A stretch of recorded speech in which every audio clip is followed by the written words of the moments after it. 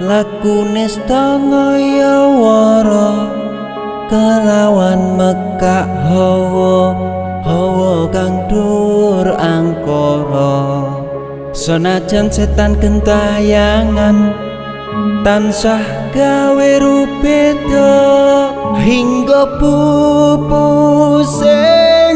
jaman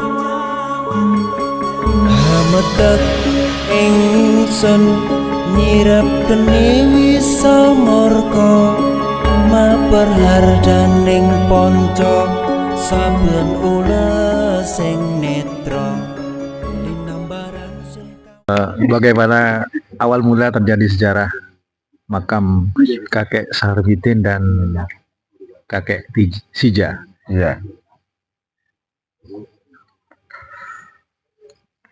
Kalau sejarah kakek Sarmidin dan kakek Sija ini sementara masih belum terekspos, masih digali proses penelitian karena dari komunitas kami kita tujuan jelajah makam ini ada dua tujuan. Yang pertama kita ngalap berkah.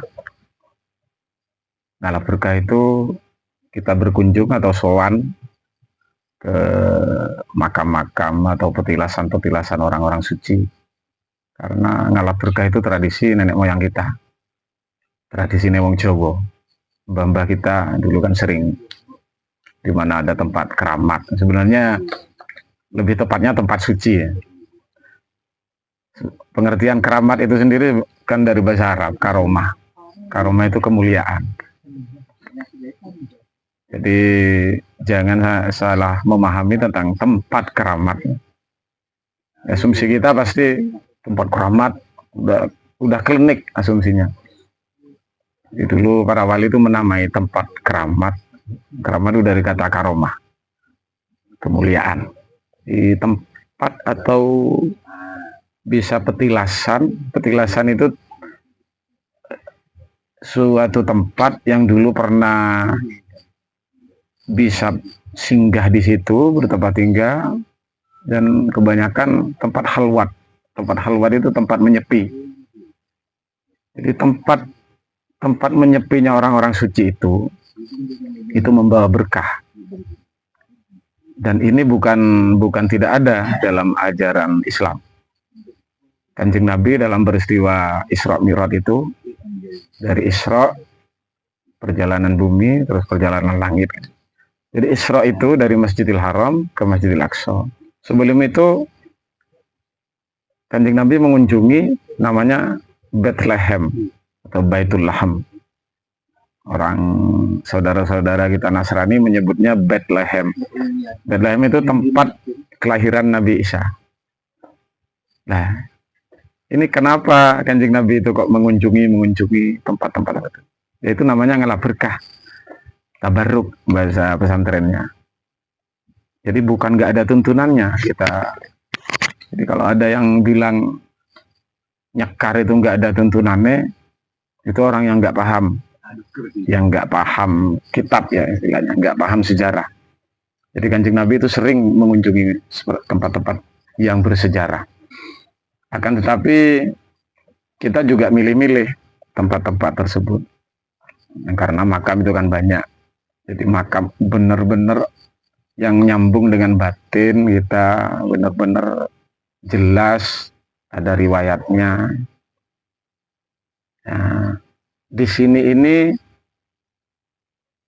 orang-orang sekitar menyebutnya kakek Sarmidin dan kakek Tija. Ada yang mengatakan kakek Sija. Nah, mengenai sosok-sosok beliau ini masih dalam tahap penggalian informasi, di mana penggalian informasi itu nanti kita akan mencari cerita tutur. Karena ya syukur kalau ada catatan-catatan, cerita tutur di masyarakat. Dari cerita tutur itu orang-orang paling hendak kita ada 10 orang harus kita wawancarai untuk menggali informasi tuturnya. Dari 10 orang itu Nanti kita cari titik samanya, dan itu yang akan kita kembangkan. Karena biografi seorang tokoh itu penting. Kebanyakan masyarakat di desa itu kan memuliakan pepundennya istilahnya. Itu lupa menanyakan bagaimana jejak-jejak beliau, pepundennya itu. Perjuangannya koyo apa. Malah yang banyak berkembang hanya cerita mistisnya yang diangkat. Umbah bisa terbang, umbah bisa, hanya itu. Memang orang-orang dulu memang banyak yang sakti-sakti, memang itu tidak bisa kita pungkiri. Orang-orang dulu memang seperti itu. Cuman ada yang lebih penting dari itu, yaitu jejak-jejak suri tauladannya. Jadi kayak Simbah ini dari mana asalnya, terus perjalanan ke sini itu dalam rangka apa.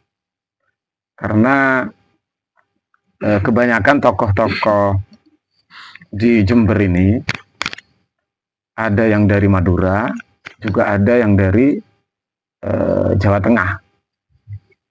Dan menurut penelitian yang sudah disepakati, penelitian Jember ya, Jember itu kan masyarakat pribuminya itu kan Belambangan.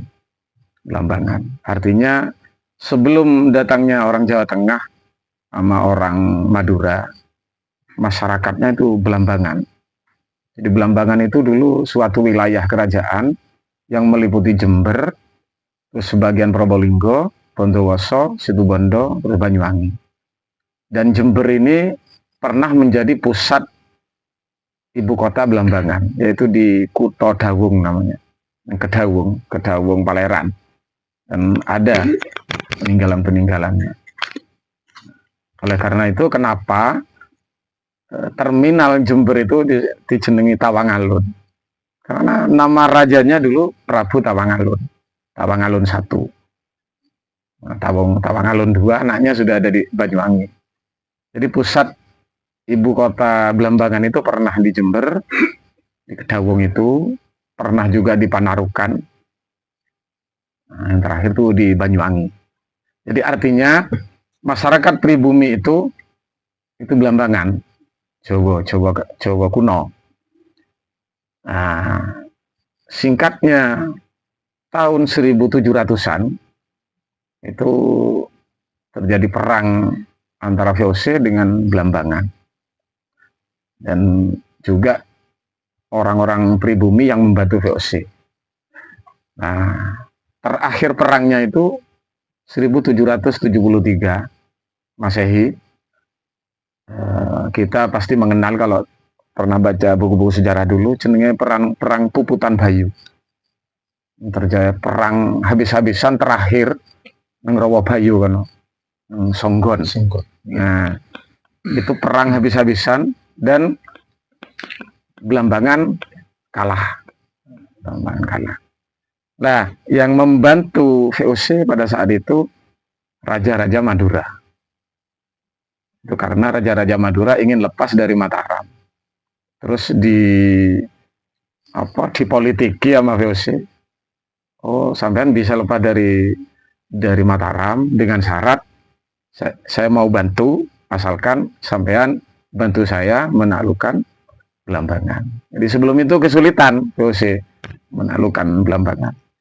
Dibantu Raja Sumenep, tentara dari Sumenep, prajurit dari Pamekasan, Bangkalan, Pasuruan, kalah VOC. Jadi dalam sejarah itu nggak pernah Belanda itu adup-adupan, maksudnya Belanda full ngadepi rojo-rojo mbiyen itu tidak ada ceritanya. Belanda itu menangnya kan adu domba. Nah, 1777 itu kalah. Jadi mulailah di Panarukan yang sekarang menjadi Situbondo, nama lawasnya dulu Kadipaten Panarukan. Jadi Raja Sumenep itu oleh Belanda Terus dikasih hadiah tanah Panarukan. Terus Pamekasan, Raja Pamekasan dikasih tanah Besuki. Nah, sehingga banyak masyarakat rakyat Sumenep itu berbondong-bondong ke tanah Panarukan. Nah, makanya kenapa di Panarukan itu bahasannya mirip dengan Sumenep, Sangkit Jana Kaule. Itu riwayatnya ya. Di 1700-an akhir itu mulailah orang-orang Madura masuk ke daerah-daerah pesisir, belum ke Jember. Ini yang penelitian yang sudah disepakati. Setelah itu terjadi Perang Jawa. Pangeran Diponegoro. Itu perang habis-habisan. Belanda itu sampai bangkrut. Terakhir perang Diponegoro itu 1830.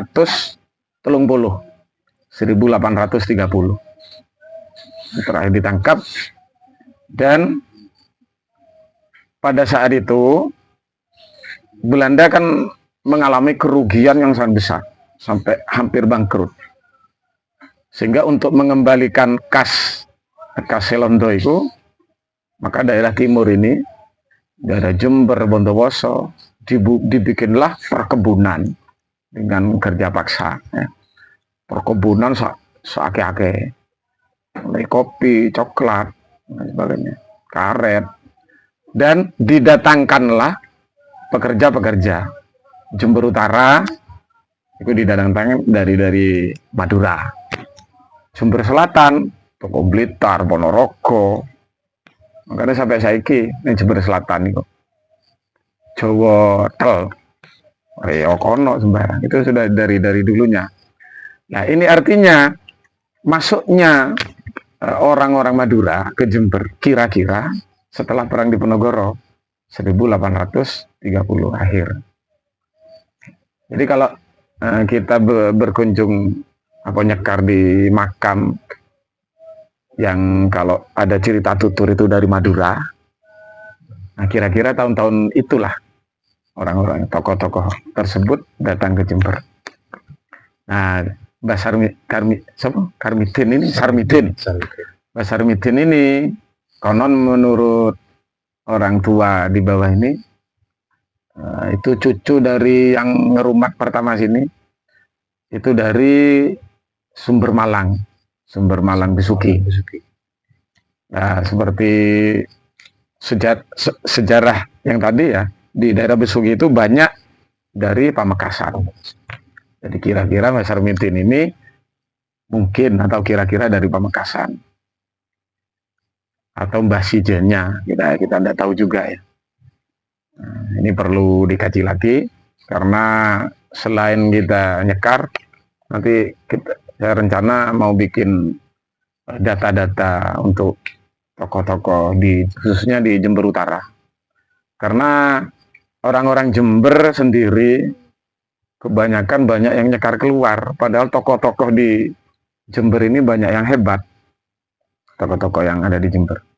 Dan itu secara di dunia spiritual banyak yang berkomentar bahwa di Jember itu banyak misteri yang belum terpecahkan. Akeh punden-punden sing belum terekspos. Nah, satu contoh, kemarin kita ke Sembah Gading, itu ternyata dari Demak, dari Jawa Tengah, kan. Ya itu, seperti Mbak Sidik kan dari Lasem. Wiku untuk waktu diri itu kan Jinti.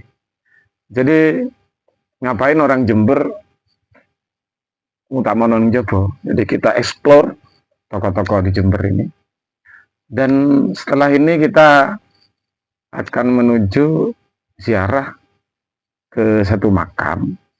Orang sini bilang itu namanya apa? Belut. Tapi Mbah Belut. Mbah Belut. Jadi kata belut itu kalau bahasa Indonesianya kan welut. Kalau bahasa Indonesia. Bahasa Jawa kan welut. Kalau bahasa Madura kan beluk, bukan belut ya. Berarti kata belut itu bukan bahasa Madura, bukan bahasa Jawa. Dan tidak mungkin itu bahasa Melayu atau bahasa Indonesia. Sebab zaman biyen. Nah, sedikit saya gali dari seorang warga di sini. Ternyata itu ada kisah yang sangat istimewa ya. Jadi Mbah Belut itu konon menurut warga sini, cerita yang sudah turun temurun, itu terkenal pernah caruk gelut karo bledek. Ceritanya berasal dari bahasa Jawa, gelut. Jadi bisa jadi itu gelut, Mbah Gelut ngono pertama teko Jawa, terus itu modern berganti lidah Madura jadi belut. Saya yakin itu Mbah Gelut ini. Sebab ceritanya itu gelut ambek bledek. Loh, ini sangat istimewa. Kenapa? Sebab sa Indonesia ya, cerita manusia dengan bledek itu hanya satu di Jawa Tengah. Ki Ageng Selo yang menangkap petir. Nah, ternyata di Jember ada gelut karo petir. Lah, ini kan loh, opo iya kan? Masalah opo iya kan itu kan cerita tutur. Toh Ki Ageng Selo itu juga cerita tutur. Ya. Jadi ini rencana saya gali terutama tentang Mbah Gelut itu, Mbah Gelut ya. Mungkin ada ceritanya piye asalnya itu kondi. Kalau secara secara rasa istilahnya Mbah Gelut itu Jawa. Nah, di sini Madura. Kalau secara rasa ya, tapi kita perlu bukti cerita tutur. Ya mungkin itu kalau bab sejarah masih belum digali. Rumeksa ingsun lakune setengah wara kelawan mekak hawa kang dur angkara. Senajan setan gentayangan tansah gawe rupeda hingga pupu sing jaman